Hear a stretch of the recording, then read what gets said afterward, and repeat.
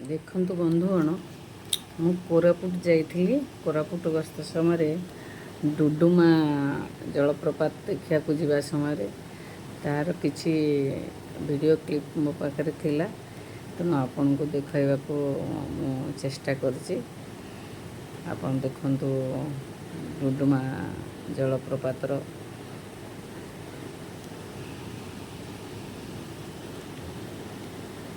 ଆମେ ଏବେ ରାସ୍ତାରେ ଯାଉଛୁ।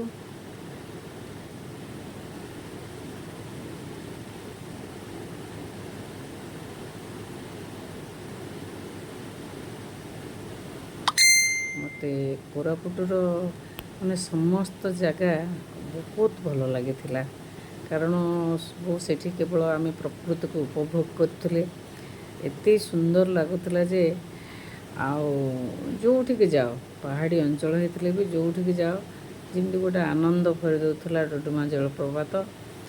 ସେଇଠୁ ଆମେ ଡୁଡୁମାରେ କିଛି ସମୟ ରହିକି ଫେରିଥିଲୁ କୋରାପୁଟର ଅନ୍ୟାନ୍ୟ ଅଞ୍ଚଳ ସବୁ ଦେଖିବା ପାଇଁ ଫେରିଥିଲୁ।